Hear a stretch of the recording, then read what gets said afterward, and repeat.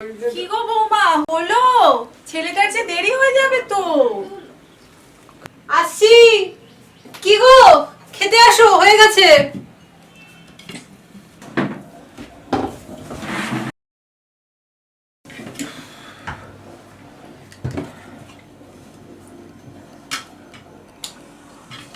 এটা রেখে দাও, লাগবে না। আরে Please. যদি এখানে ওকে, ফাইন। কি গো শুনছো, এবার কিন্তু আমরা বাইরে ঘুরতে যাব। আমি তো আমার সব বন্ধুদের বলে দিয়েছি যে আমার বর আমাকে এবার ব্যাংকক নিয়ে যাচ্ছে। যাবো তোমরা? আরে নিশ্চয় যাব। আমার স্কুলের এক্সামের ডেট ফাইনাল হয়ে যাক, অ্যানাউন্স হলেই আমি সব বুক করে ফেলছি। ঠিক নিশ্চয়ই যাব। ঠিক আছে, আমি সেই মতো কিন্তু শপিং শুরু করছি।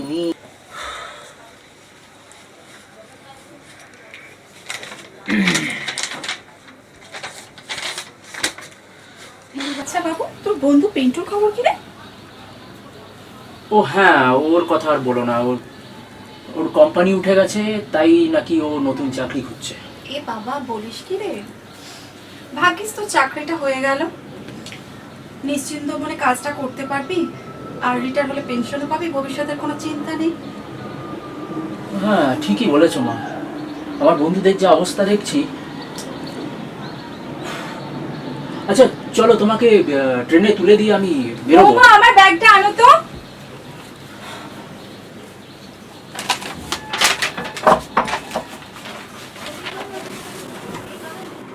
আরে আয় আয় আয়, না ফোন না মেসেজ, কোথায় ছিলিস এতদিন?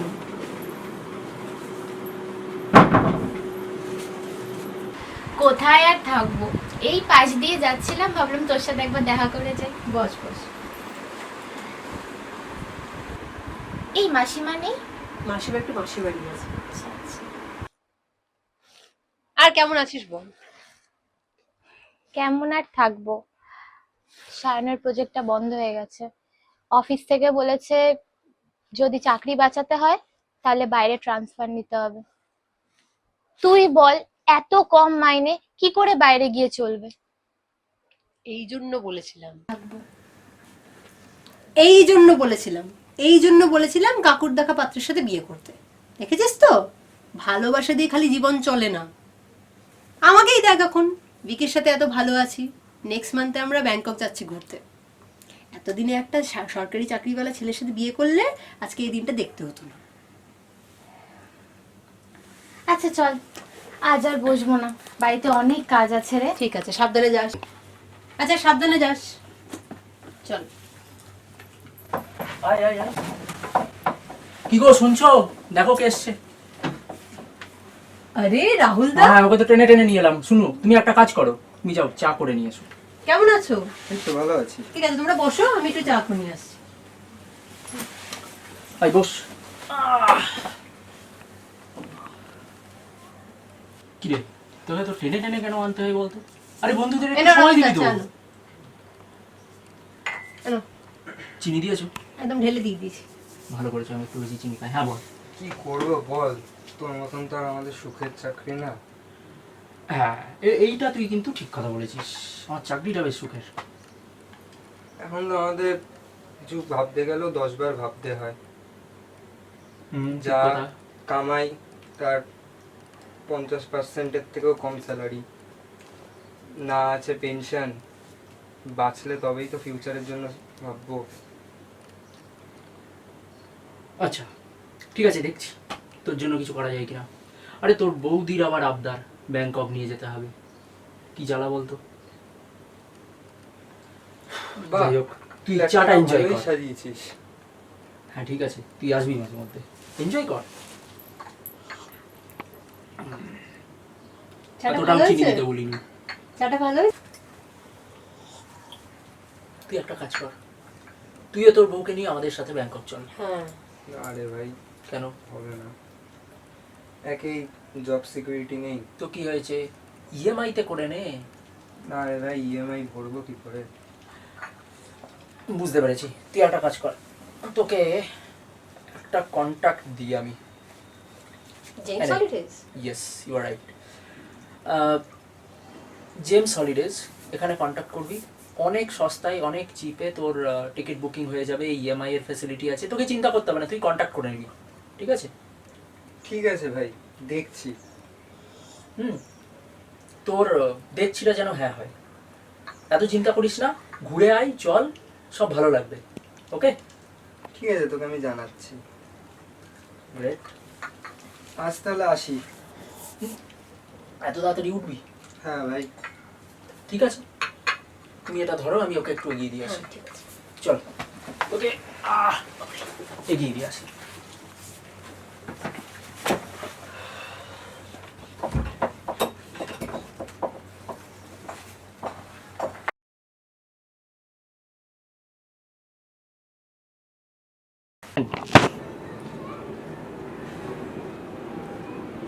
আরে কি হলো, চা কখন পাবো? আরে এতক্ষণ লাগে নাকি?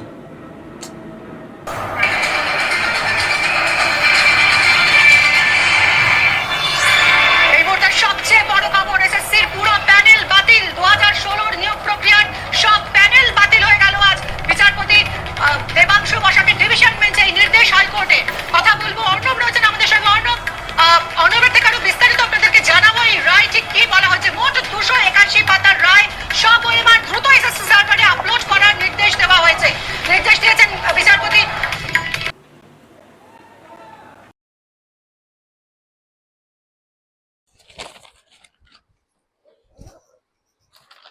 আরে কই গো, খাবারটা কখন দেবে তুমি?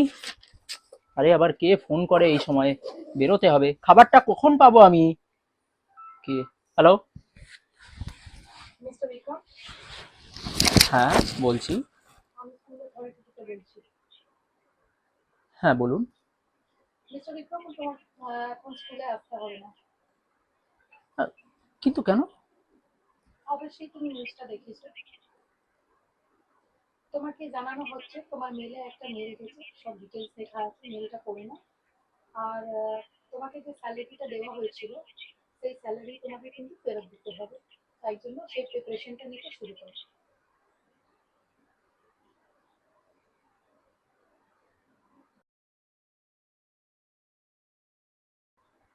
কি হলো? এই, হ্যাঁ হ্যাঁ হ্যাঁ, কি? কার ফোন? আহ, কিছু না, কিছু না, নাথিং। হ্যাঁ, টিফিনটা আছে তো এতে? হ্যাঁ, দাও। টিফিনটা নাও। ব্যাগে ঢুকিয়ে নাও টিফিনটা। ওকে।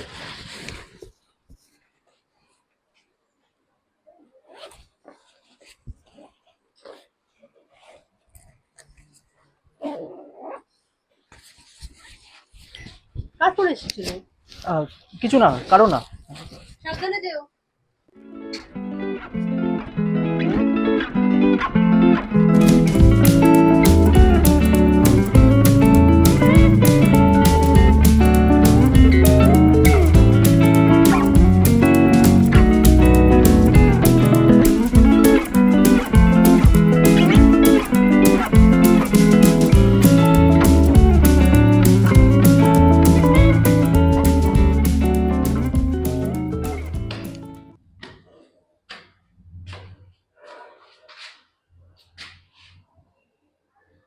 হ্যালো।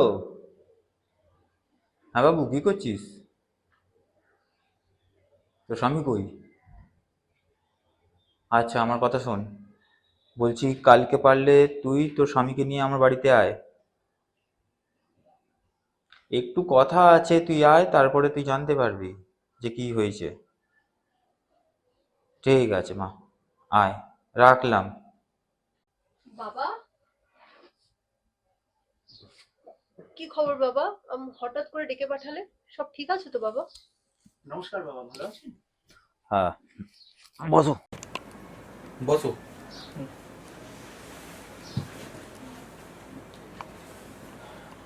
আপনার শরীর ভালো আছে তো? হ্যাঁ, আমার শরীরটা ভালো আছে মোটামুটি। কিছু কথা ছিল, তাই জন্য তোমাদের দুজনকে ডাকা হয়েছে। তোমার কাজ কেমন চলছে? স্কুল কেমন চলছে? এই তো বাবা, ভালোই চলছে। সত্যি? কি হয়েছে বাবা বলো তো? তোর বরকে জিজ্ঞেস কর। কি হয়েছে? কিছু না।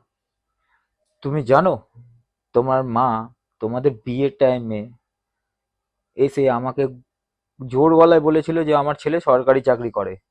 কি দিতে পারবেন আপনি মেয়ের জন্য? তোমার মাকে বিয়ের জন্য আমি কি না কি দিয়েছি, যাতে আমার মেয়ে সুখে শান্তিতে থাকবে তোমার সাথে। সেই জিনিসটা কিসের জন্য দিয়েছিলাম? সরকারি চাকরির জন্য। আচ্ছা তুমি একটা কথা বলো, এই চাকরিটা যেটা তুমি পেয়েছিলে সেটা কি পড়াশোনা করেছিলে চাকরির জন্য, নাকি টাকা দিয়ে চাকরি পেয়েছিলে?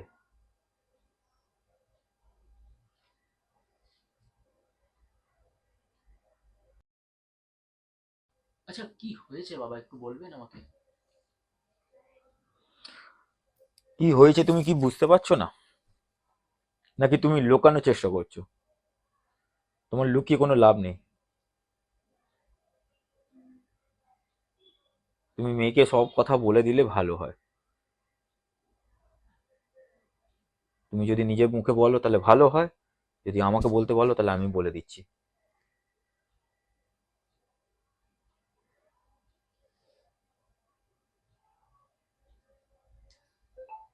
তুই চিন্তা কর, থাকবি ওর সাথে। কি হয়েছে বাবা? আমি তো বুঝতেই পারছি না কি হয়েছে। কি হয়েছে কি? তুমি তো বলো কি হয়েছে। তোর স্বামী সরকারি চাকরি একটা মিথ্যে ট্যাগ নিয়ে ঘুরতো। ওর মা মানে তোর শাশুড়ি টাকা দিয়ে লোকটাকে কাজে ঢুকিয়েছিল। আজকে ওর চাকরি নেই। তুই টিভিতে দেখছিস, প্রতিদিন আমি টিভিতে দেখছি, তোকে নিয়ে টেনশনে থাকছি আমি সারাক্ষণ। কারণ তুই জোর গলায় কথা বলেছিস, বাবা আমি ভালোবাসি, আমি ছেলেটা সরকারি চাকরি করে আমি বিয়ে করব। কিন্তু আমাকে তো তোর কথা ভাবতে হবে। ওর চাকরি নেই। এটা কি সত্যি?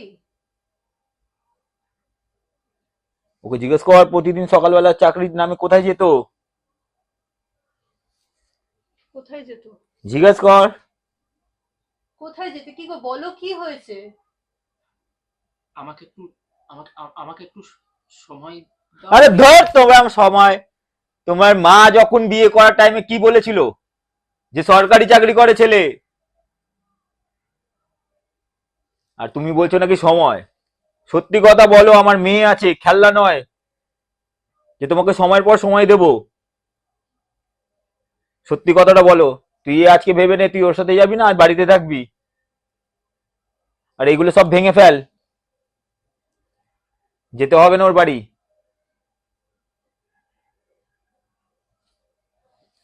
এবার যদি নিজের জীবনটা শেষ করতে চাস তাহলে চলে যাস বাড়ি, আমি তোকে আটকাবো না। আচ্ছা আহ, তুমি তুমি তুমি বাড়ি চলো, আমি তোমাকে বলছি সব। তুমি তুমি তুমি প্লিজ বাড়ি চলো, তোমাকে আমি সব বলছি। আমার মেয়ে কোথাও যাবে না, যা বলার এখানে বলো। মিথ্যে কথা বললে তুমি আমার মেয়েকে মাথায় সিঁদুর দিয়ে বাড়ি নিয়ে গেছিলে। সত্যি কথাটা এখানে বেরিয়েছে। আমার মেয়ে যাতে সব যাতে জানুক সত্যি কথাটা কি। যে স্কুলে যাচ্ছ ভাঙ করে, তুমি নাকি টিচার, ব্যাগ নিয়ে কোথায় যাচ্ছ? সত্যি কথাটা আমার মেয়েকে এখানে বলো, আর তুমি যাও। আমার মেয়ে যাবে না আর। কিন্তু আপনি আমার কথাটা একবার শুনতে পারতেন। তোমার কথা আমি শুনবো?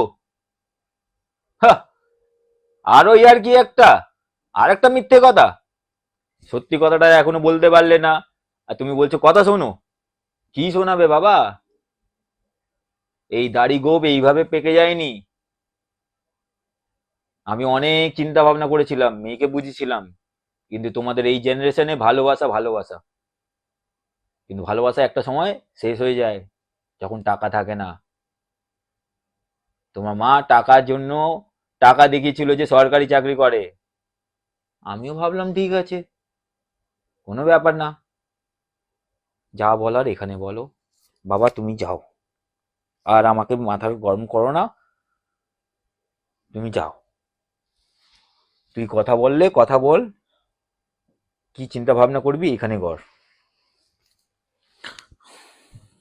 আর আমার বাড়িতে আর এসো না। তোমাকেও বলছি তোমার বাড়িতে গিয়ে তোমার মা বাবাকেও বলে দিও, আমার বাড়িতে আর আসতে হবে না। তো তোর কথা বলা থাকলে বল। তুমি সত্যি কথাটা বলে দাও না, কি হয়েছে?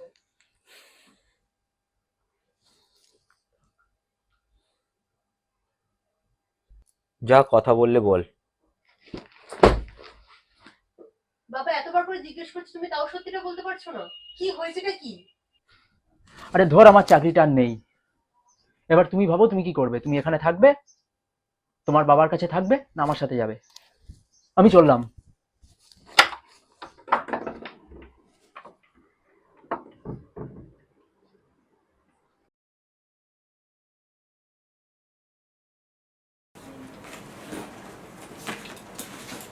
কোথায় যাচ্ছিস? বাড়ি যাচ্ছি বাবা। ওর বাড়ি যাচ্ছিস?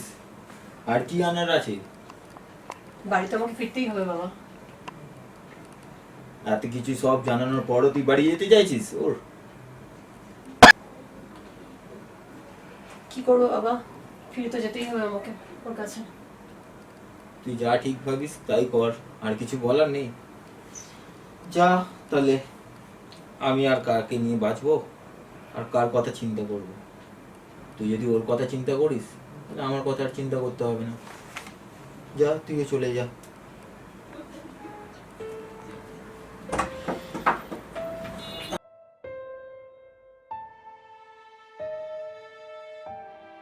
একটা শর্টকাট কি করলো লাইফটাকে। না নিজের বাড়ি, না শ্বশুর বাড়ি, কোথাও কি সম্মান আছে? বাবা এদিকে শোনাচ্ছে, ওদিকে পাড়ার লোক, বন্ধুরা, রিলেটিভস সবাই শোনাচ্ছে। হেরে জীবন শেষ করেও কি আমি শান্তি পাবো? কিরে বিক্রম, সকাল থেকে তো তোর বউকে দেখছি না, কি ব্যাপার? একাই ব্যাংকক চলে গেল নাকি? হ্যাঁ রে, তোর দাদা নাকি বলছিল তুই একা একা হাঁটছিলিস, তো কিনে নে গাড়ি, তোদের তো আবার সরকারি চাকরি। হ্যাঁ, আমি এলাম, বুঝলে দিদি, আমি এলাম। হ্যাঁ ঠিক আছে।